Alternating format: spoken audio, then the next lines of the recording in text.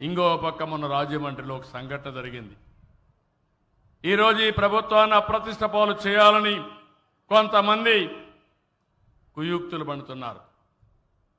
లేనిపోని సమస్యలు, సహజంగా మరణించిందని కూడా ఒక పాస్టర్ సహజంగా మరణించి దాన్ని కావాలని ఎవరో చంపారని చెప్పి పెట్టారు. నేను ఒకటే అడిగాను, నేను ఒకటే చెప్తున్నా, ఎవడైనా సరే తప్పు చేసిన వాళ్ళ పట్ల నేను చండ శాసనుడిగా ఉంటాను తప్ప ఎక్కడా వదిలిపెట్టను. అదే సమయంలో రాజకీయం చేసి తప్పుడు ఆరోపణలు చేసి బురజల్లే కార్యక్రమం చేస్తే మాత్రం నేనంత ఈజీగా వదిలిపెట్టినా. ఒకటి ఉంది, నన్ను కూడా మోసం చేయగలిగారు. బాబాయిని చంపి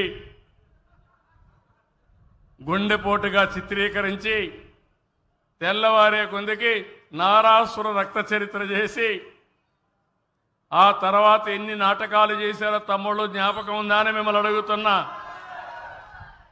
ఇప్పుడు అవే చేయాలనుకుంటున్నారు.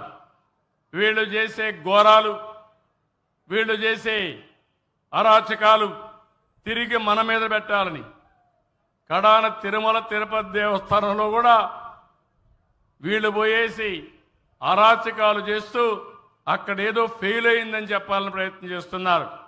నేను అందరికీ ఒకటే చెప్తున్నా, డేగ కన్ను నాది, ఎవడూ తప్పించుకోలేడు. నేను అన్ని టెక్నాలజీ పెట్టేశా. తోక తిప్పితే విప్పావో కట్ అయిపోతుంది, కట్ కూడా చేయక్కర్లా, కట్ అయిపోతుంది. మీ వెనకాన్నే సీసీటీవీ కెమెరాలు ఉన్నాయి. నువ్వు ఎక్కడ పోయినా దాగలేకుండా ఉండేడుగా డ్రోన్స్ ఉన్నాయి. నిన్ను కనిపెడుతూ ఉన్నా. నేను ఉండను కానీ నేను పంపించినట్టు ఏదో ఒకటి నీ వెంటాడుతూనే ఉంటుంది. తప్పు చేసిన వాడికి మాత్రం శిక్ష తప్పదని మరొక్కసారి హామీ ఇస్తున్నా. తమాషా అనుకోవద్దండి. ఇక్కడ నేను మిమ్మల్ని కోరేది, వాళ్ళు చెప్పిందంతా కూడా బ్లైండ్గా మీరు నమ్మద్దండి.